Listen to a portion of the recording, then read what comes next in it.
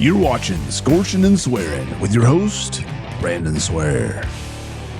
Hello, Swear Nation. Brandon Swear here, back again for another episode of Scorching and Swearing. And how to continue with these pod reviews. I'm loving that everyone is enjoying them. And I know I'm enjoying them too. Pod season's getting started. Looking forward to reviewing and enjoying a lot more peppers. Today, I have a Dragon's Breath from Tom Broome. Let me get the close up. This thing's really nice. It's 8-gram pepper, but I'll be honest. I was talking to Tom Broome about this pepper in particular, and this has been one that I've had, 3-4 times. All of them have been super bitter, super floral, just not enjoyable. Just kind of like they kind of drift into the background, if you will. Nothing that really stands out about them, other than obviously they have some heat, but there's not that many recognizable notes. So interested to see, because Tom Broome grows some amazing peppers as far as being able to, bring some juicy, citrusy, amazing flavor in front of a lot of these Superhots that I've had the chance to eat so far. So, that's kind of the purpose of this one here today. But once again, I'll be breaking this down, kind of using a loose grading scale to see if it hits a check in the box for certain traits, and we'll go about it that way. But hey, nothing to do it but to do it. I'm Brandon Swear, and this is Scorching and Swearing, and this is the Dragon's Breath.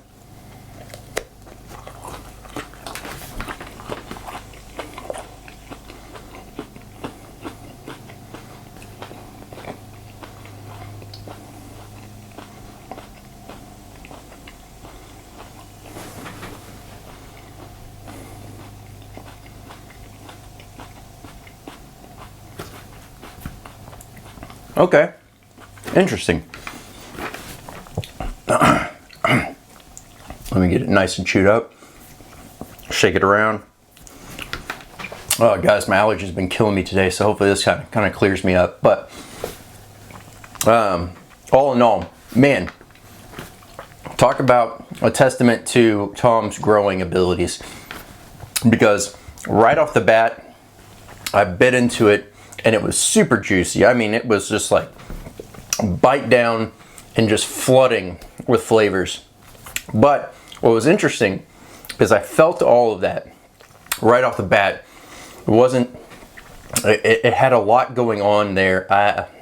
To really describe it is rather interesting. So like normally when I've ate these in the past, you just bite into it. It's just a thin-walled Superhot. It just tastes like a Superhot. No other flavors, no other anything else going on. That one, you bit down into it, and it was like you bit into, I guess the easiest thing to describe to most people would be like the Gushers Treats, where it has like the center feeling of amazingness. So this had a very juicy forward front note, and then it kind of did go mellow out, and I was worried that it was just gonna go bland. But then, right as I was starting to question that, the fruity notes started to come in. And what was interesting is instead of the fruity notes being on the front half, I felt the fruity notes more gravitating towards the side of my mouth, which was interesting. But like I said, I tried to chew it up, get it nice and evenly distributed, roll it around my mouth, make sure it's latched onto the gums, make sure it's latched onto the tongue, so I get the full effect and I know where the burn's actually going to sit and where it's going to migrate, etc. But man, that is good. Overall initial heat, let's talk about that. Bite into it, you get a nice little uptick, but really what happened was all that fruity, that sweet, that juiciness kind of came through right off the bat. It made everything really calm. It made everything real mellow. And then the heat started to come in. So this one, yeah, it kind of like, it spiked here. If I were to like, say this is a graph, and we're going this way, it spiked up probably about halfway on what I would think of expecting, and then it just kind of plateaued for a second, and that's really where that fruitiness kind of kicked in. And then it's been just slowly, gradually building since then. Right now, you know, one pod early in the morning, really didn't have anything prep wise. Not that I was worried about one Superhot, but you know, I was hoping for a little bit more of a kick, but we'll see as this thing continues to build where it goes. Right now, let's talk about where the burn is hitting. So because I rolled it around my gums, I was waiting for it there. I mean, there's a little tingle in the gums, nothing too crazy. Back of my tongue is getting it. The back of my throat is getting it. Nothing too crazy though.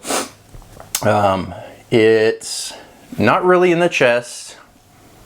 I'm waiting for it. I can kind of feel a little bit of something on the gut, but nothing too crazy yet. All in all though, Dragon's Breath pepper. This has been the, showing the stem, this has been the actual only one that I've had that's been enjoyable in flavor and in overall just profile that's going on. Everything else has just been kind of neutral and lend itself to fall in the past or in the back of, you know, my mind on that. So Tom, man, whatever you're doing with these peppers, you are crushing it to bring forward amazing flavor and nice heat. This thing's still kind of just it's slowly building. It might have tapered off. It's now sitting. So when, like I said, it was in the back of my throat more. It has since left the back of my throat, and it's actually kind of just latched on to the back portion of my tongue, back to mid. Nothing on the tip of my tongue, which is interesting. But that back to mid part of my tongue, I can really just, it feels like it's just rolling around in the heat. Almost as if it's like latched on right there. But man, phenomenal stuff. Once again, that was from Tom Broome of Seriously Hot Peppers. He's got amazing tinctures. If you're looking for, you know, some tinctures, definitely hit him up on that. Every so often he will have seeds and some powder, so definitely check out with him as far as his availability. All that can be found on his Facebook page where you can reach out to him and really kind of inquire. I'll have all of that linked down below. The burn is completely subsided. I feel a little bit more in the gut, but that's about it. I don't feel it. It's really diminishing quick as far as that goes. All in all, I would say the heat on this, definitely under, it may sound weird, but it's definitely less than the Killer Yellow.